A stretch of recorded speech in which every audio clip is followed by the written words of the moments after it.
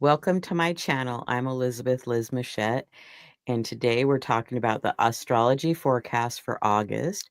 And my guest is Justin Elzie. Welcome, Justin. It's great to have you back. How are you?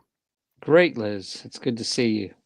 Okay, so here we go. Justin is an archetypal and Jyotish astrologer, teacher, author, and Buddhist. His email address is justin.elzie@gmail.com.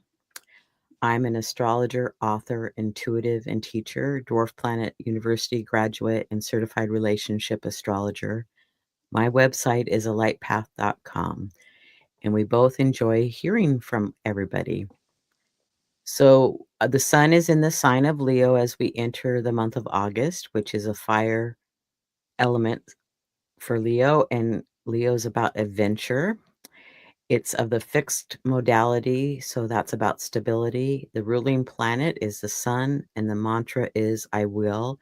And Justin, will you share the keywords? Sure. So, some of the key words for Leo are dramatic, confident, brave, authoritative, ego, warm, heart energy. Leadership is a big one. And it can be proud, playful, and graceful and creative because Leo rules creativity and entertainment and fun as well. Some of the cautions, though, is that it can be somewhat arrogant and into oneself, so and competitive and inflexible. And I took this picture from the garden on my deck the other day. It's some wildflower seeds that I started the other day. And so it was a big surprise when they started flowering. I got to see what they were. So that was a fun Beautiful. surprise. Yeah. And Justin's gonna share about the sun in Vedanta, if I said it correctly. Yes, you did. Yeah. So this is a concept which I've been hoping to bring into the concept for Western astrologers. It's in Eastern astrology and Vedic or Jyotish astrology. It's called Vedanta, and it happens the sun. Um, this happens to the sun 3 times a year, and Vedanta is called the spiritual knot. It's this transition zone between an emotional sensitive water signs and fiery assertive fire signs. This can create a period of instability and growth. So what happens is whenever a planet goes from a water sign to a fire sign, which is either Pisces to Aries or Cancer to Leo or Scorpio to Sagittarius, there is this transition period where it can be maybe a little bit of a lot of emotion involved, and so it's sort of water and fire, it's steam, right? And so it's always really important to pay attention to these periods when a planet goes from a water sign to a fire sign. And of course, we're dealing with that now because the sun does this 3 times a year, and it's going from Cancer into Leo. It's still in uh, Cancer in the Jyotish, but it'll be in Leo this month. Um, and the nakshatras that this for this period, whenever it goes from Cancer to Leo, it's always in these two nakshatras, Aslesha and Maga. And the period that the sun is in Vedanta in this really transition zone period is from August 13th to August 20th. And the reason why we're bringing this up now is that when we get into the slides and we'll start looking at some of the energies involved, it's going to make sense to people. Oh, this is this dynamic energy and how it's going to play out with others. So it's really important to look at the sun's aspects during this period. And so the sun squares Juno, right? And Juno is at that 19 degrees Scorpio.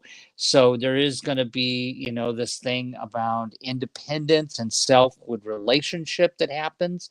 The sun trines Chiron through almost the whole period, and it's in Aries. And so there's can be a lot of focus on self during this period of time. The sun sextiles Hygeia and Uranus, which are both in Gemini. So there again, there's a communications theme going on. And then the sun semi squares Mars in Libra, and Mars is, of course, as you know, you always say it all the time, Liz, Mars is not happy in Libra. And so again, it brings out the concept of how this really dynamic energies playing out in relationships during this period. So this is called Gadanta. It's called the spiritual knot. Again, it's the transition zone when a planet goes from a water sign to a fire sign, that Ingress. And specifically in the Jyotish, it's going to be the last, once it reaches the last pada of Aslesha, and then into the end of the first pada in Maga. Well, thank you for sharing that. Yes, that's quite a change going from a sensitive energy to an assertive energy. Absolutely. It's almost like if you were channeling and then coming back from channeling, that big transition that occurs. Right. And so if we, like when you're going to talk about planets that are out of bounds this month, that affects that. That affects that. That's just another layer on top of affecting those planets are out of bounds. Even though it's not the sun that's out of bounds, but some other planets are out of bounds, which we'll see. I think Hygeia is out of bounds, so it is aspecting the sun during that period. So again, that's going to highlight that, and it's really an important concept to pay attention to, because if people wonder why things are even crazier than normal, and then it's when the sun goes from a water to a fire sign. Well, I thank you for bringing in that information, because that's new Yeah. information for myself, and I'm sure our audience enjoys that too.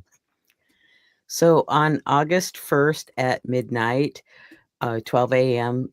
Seattle time, we have the moon phase is a crescent. So it's like that crisis in consciousness energy of the sun moon relationship. The moon is at 6 degrees of Scorpio. The ascendant of the chart is at 13 degrees Taurus, and then the midheaven is at 21 degrees Capricorn. Do you want to make any comments about any of those signs? Or Well, I was going to say I love that the moon is still in that. I think it's a positive thing that the moon is almost to the first quarter there, so it's a good thing for a crescent moon. I'm born on a crescent moon phase, so I particularly like them. It's a good period of starting new things, so it's a great lunar phase to start the month out with. right, especially if you've been working on a project, it's like, now it's time to, take it to the next step, or, really get to it, or start doing the research to back it up. Right. And I always think of when we enter a month, it could be even a day. We could use it on a day or a yearly thing. The sign the moon is in Scorpio, which is ruled by Mars and Pluto. So, emotionally, we could be going through some transformative states this month. Again, back to the spiritual knot, the transformative energy from water to fire. I'm going to keep bringing this up to Oh, to please overlay it. do. Please Yeah. do. So I agree. The Scorpio moon, as you point out, is a sort of and gives you an idea what the month may be like with us starting out with a Scorpio moon, like you Exactly. said. Okay, we're going to go on to Justin was talking about the out of bounds planets, and an out of bounds planet is out of the bounds of the sun. It's in a declination that exceeds 23 degrees and 27 minutes north or south. And this month we have the moon out of bounds from August 3 through the 8th, 17th through the 21st, the 31st through September 4th. Then Hygeia is out of bounds from June 12th until February 17th of 2026. And Hygeia will be going retrograde in October, so we'll be back to talk about that more in depth in another show. And then Pluto is going out of bounds on August 29th through November 23rd. Anything you'd like to add here, Justin? No, I think you got covered. Okay, and then planets that are moving into new signs in August. On the 6th, we have Mars moving into Libra. The 22nd, the Sun moves into Virgo. And on the 25th, Venus moves into Leo. And planets stationing retrograde or direct this month are on the 11th, Mercury will station direct. And we're probably all going to be happy to have Mercury going direct. Yeah. And we'll start with August 1st through the 9th. And the dates that I have here are when they are exact. But as Justin and I were talking earlier, that oftentimes these aspects will be within orb, several days or a few days prior. So we're going to start out with Venus square Saturn and Neptune. Venus is quincunx Pluto on the 1st. On the 2nd, Mars is quincunx Chiron.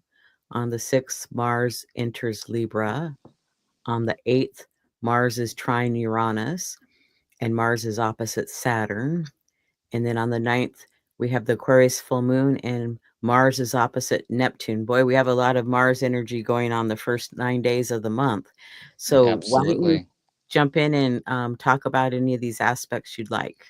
Well, I'd like to point out that Venus squaring Saturn, because that's sort of this, Venus represents our desires and our affections, and here it's in Cancer, conjunct Jupiter.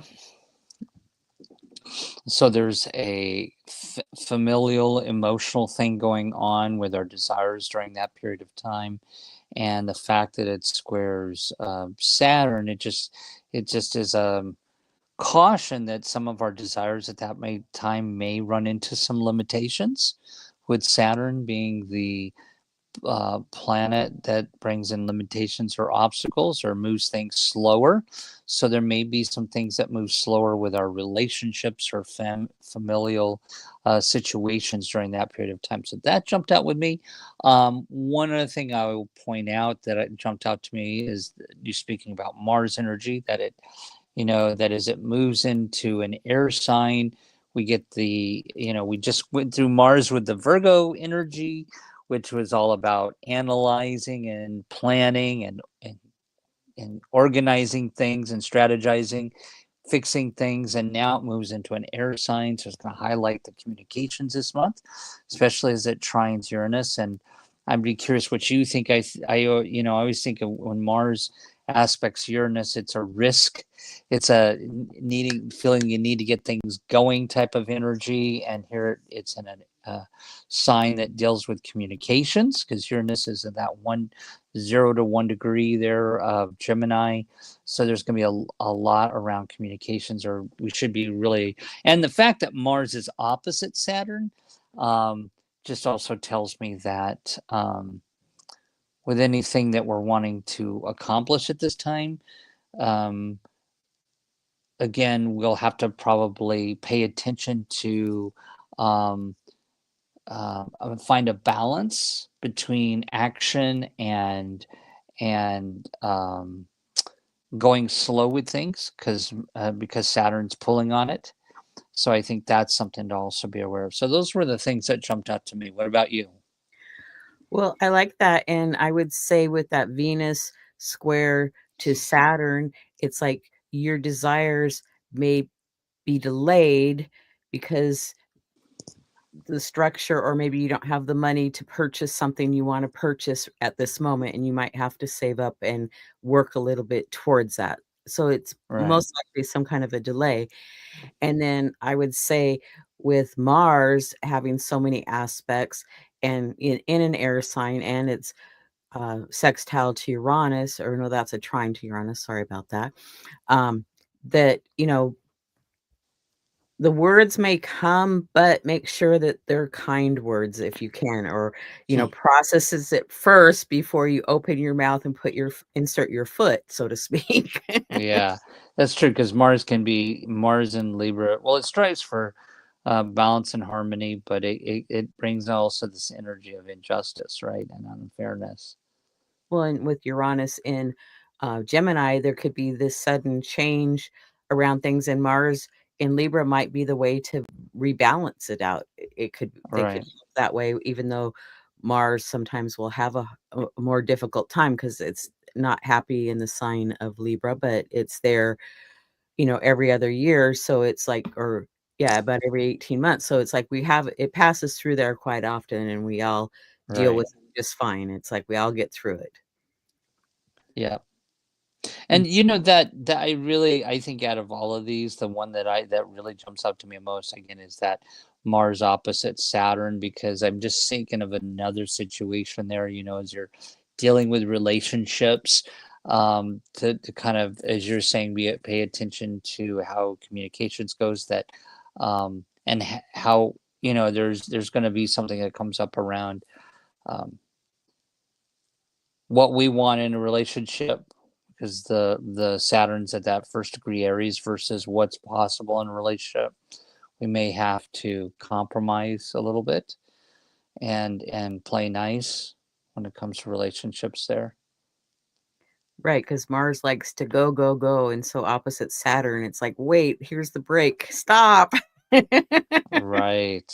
So it could be some false starts, but, you know, just be patient and take your time, and things will start to move forward, probably later in the month or next month. So I wouldn't Yeah. that would be an issue. So we have a couple quincunxes here, one to Pluto and one to Chiron, um, to forming a yod. It's a little bit wide of a yod, but it's still that apex is pointing to Mars. So there's like some pressure on Mars this month also. And I would say if we can allow the deep stuff within us to arise and bring healing to that, and maybe write about it, journal about it, seek counseling.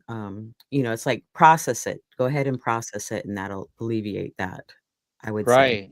Right. I agree. And the quincunx of being in, for those who are watching, can be an imbalance.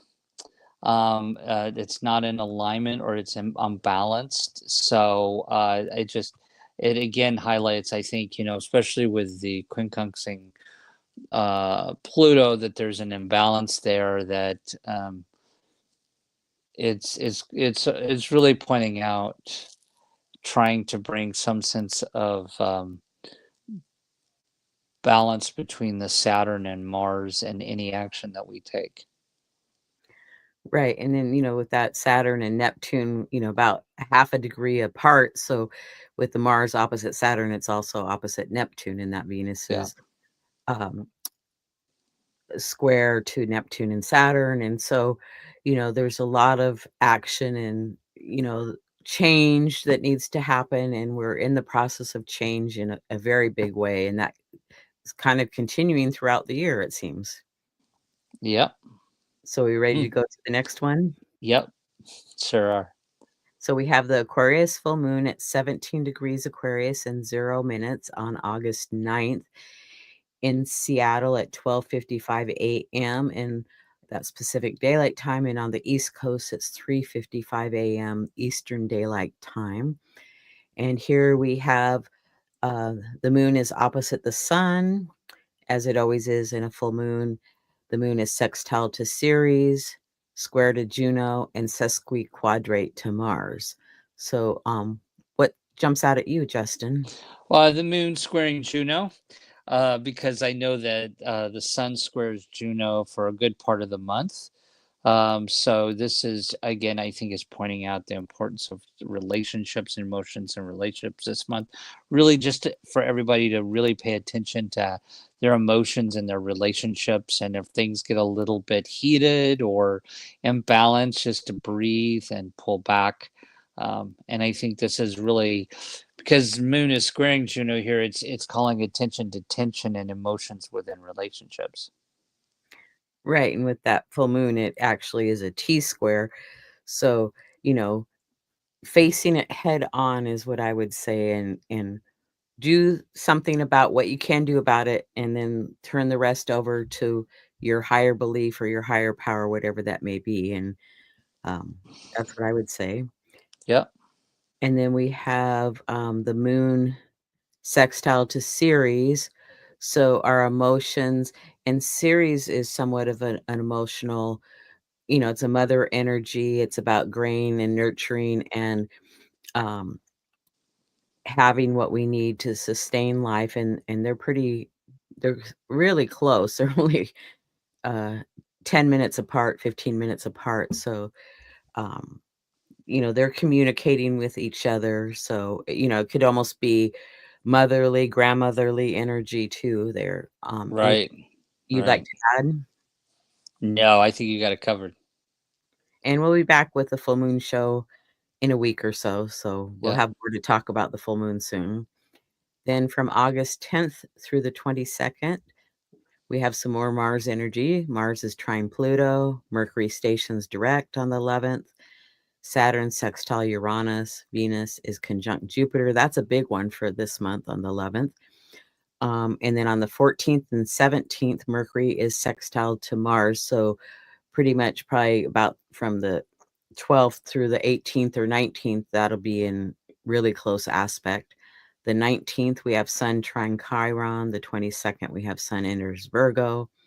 Venus is square Chiron and a new moon. So dive into any of the aspects or whatever you'd like to Well, share. the only one I was going to point out here, because I don't think there's so much to talk about today, and just to kind of pare it down, I think what really jumps out to me is that Venus conjunct Jupiter, but then it's also squaring Chiron. So this is a really good time where we can heal things in relationships. I definitely think stuff's going to come up with relationships, because as this is the part of that, this is that week where the sun is squaring at the same time Juno as well. So I think this is even though we don't have it on here, we had it on the other slide. This is really pointing out really to kind of pay attention to our emotions within relationships. And I think it's a good period. I think when Venus conjuncts Jupiter, I think it's a really good thing.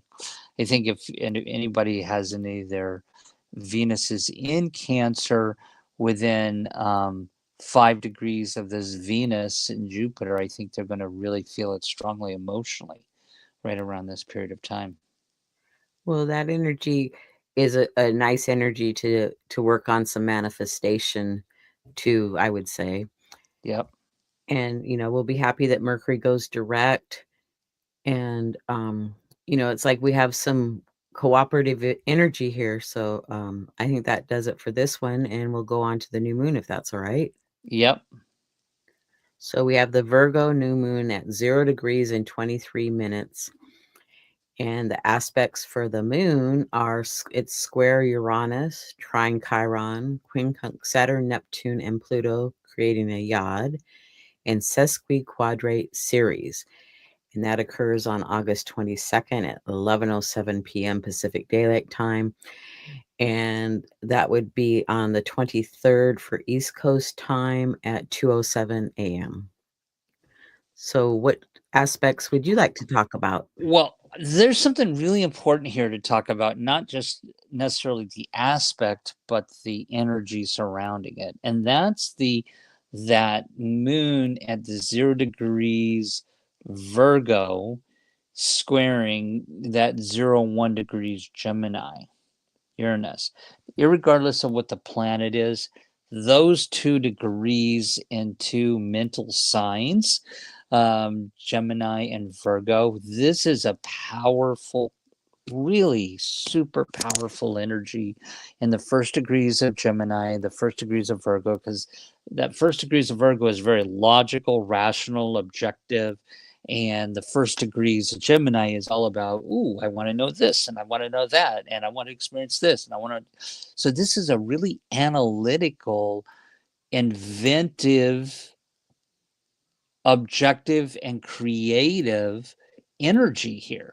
And I can't say enough about this. That's a really powerful point right here. I mean, this is the time when somebody may invent something, or if you're doing any type of project at work, this is a great time to reassess it and to review it, and to a good time when you may come up with solutions that have been bedeviling you about something. This is a really powerful, those 0 degrees of those two signs, which are the mental signs ruled by Mercury. This is a powerful moon to, maybe if you got a problem, sleep on it during this new moon. And I think we may come up with something. That's the thing that jumps out to me about this. Well, I would agree. And since the sun and moon are in Virgo and Uranus is in Gemini, they're ruled by Mercury. Mercury's in Leo, just starting to build speed. So, that quick information coming, the quick answer. It's like, but yeah, it's like you might just be driving your car and, oh, that's the answer. Now I know how to solve that. It's like you might not be thinking about it, but just like quiet in your mind, it comes. So I Well, would, and I think those, and not to mention, not to before I forget, that those degrees that Mercury's in is about, I think it's about, in the Sabians is about spontaneous combustion, or some, spontaneous brainstorming mind. right. So pay attention to what comes, have a little notebook or have a recording device on your phone that you can speak into it, or have a sketch pad if you're any kind of an artist, that you can draw or something, that so and can remember what you get. All right. And then we have a yod here, uh, pointing to the sun and moon. So we have that Pluto and Neptune pointing to that. So Pluto being a transformative part of us, and Neptune being dreams. It's like, just, I would encourage people to, if you want to start remembering your dreams, try to write down a couple of thoughts about that, or say to yourself, I want to dream an answer to a problem or a question. Start working with that. Um, you may be able to develop that pretty easily right now.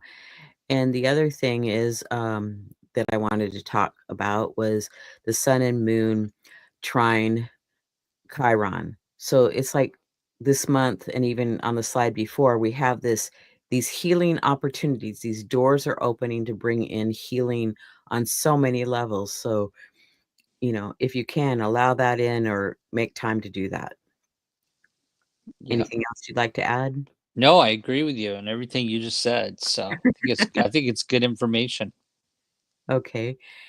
Um, and from August 23rd to the 31st, we have Sun quincunx Saturn on the 23rd. On the 24th, Sun is square Uranus, and the Sun is quincunx Neptune, and the Sun is quincunx Pluto. So a lot of Sun energy the first few days there.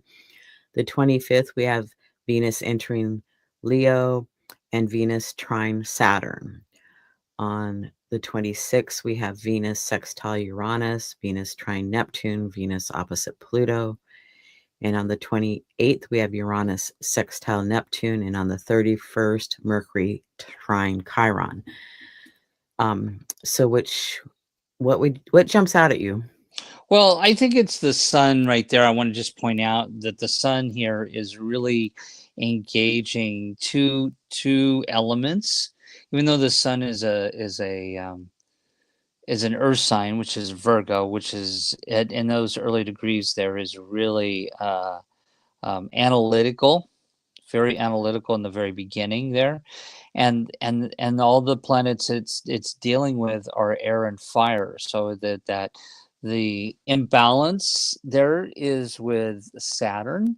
So again, this could be the time when, because Saturn's about individualization of self here, this could be a really good period for self improvement, a period where somebody may start something or start a diet or something or self improvement. And then it also has a very mental thing going on with it being imbalanced with Pluto, and it's squaring Uranus. So again, we get another square here between those first degrees of Virgo. First, it was the moon, um, and now it's the sun. We have the moon. The moon was doing it. Now it's the sun that's squaring Uranus there. And again, I think we're still in that mode of really good um, creative energy. And of course, Mercury's still going full blast, full direct here in Leo, coming up with new ideas. So this is a really great month for analysis and new ideas. And then we have another yod here in this chart, which it's just continuing from what the chart before. So it really hasn't changed, except the moon has moved out of the picture. And then we have that mini grand trine that's been going on with Neptune and Uranus, and now Jupiter or Venus has stepped into the position to be in that mini grand trine, but the outer planets have been in that for quite some time. So that's active for a while, and basically it would hook up to Pluto too, so there would be two of them. And so that's oftentimes a talent. So tap into your talents, I would say, this month. Anything else you'd like to add? Or no?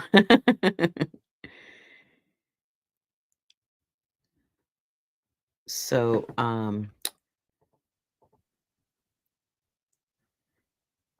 I wanna thank our audience that's been watching live, and I wanna thank Justin for joining me today. I appreciate it. Any last thoughts that you wanna share? Can you hear me? I don't think you can hear me. So, Justin and I both do consultations, and we both have newsletters and YouTube channels, and so, we appreciate your support, and we look forward to that. And other shows that I do, I have a lot of upcoming podcasts, but there's a lot of other podcasts to watch at your convenience. And Justin is an archetypal Jyotish astrologer, author, consultant. He does consultations via Zoom and in person. And his email list, you're sideways. His email is justin.elzie@gmail. Anything else you want to say about your slide? I'm sorry, we lost my sound there. No, I think I'm a consulting astrologer, just like Liz. So a good way to get a hold of me is through my email there. So And then Justin and I will be on Talk Cosmos on August 17th, talking about the 0-degree Virgo new moon and its discriminating power. We look forward to seeing you there. And I want to thank our sponsor, Astro Peregrine Software. It's an astrology software for Macs and Windows. And you can find out more information at astroperegrine.com. So, any last thoughts, Justin, before we sign off today? no, I just think it's a really good month. I was going to mention one thing on the slide before I lost my sound is that Venus and Leo, and that it trines that Saturn and Aries. I think anybody that's got their Venus and Leo is having a Venus return this month. That'll be a good period where one is able to, because that's somewhat well, someone people born in 62 is one of those years that has Venus in Leo. Um, it'll be a good time to analyze how the collective is seeing you if you have your Venus in Leo, and if it's trining Saturn like that, you could remake yourself in some way. Um, because the Saturn there being in Aries. So Well, thank you for sharing that. And, you know, be patient with yourself and others because we're still going through a lot of change, but there's doorways opening. So pay attention and jump on the bandwagon when an opportunity comes your way. yep. And we're going to say goodbye for now. We'll see you next time. Thanks for joining us.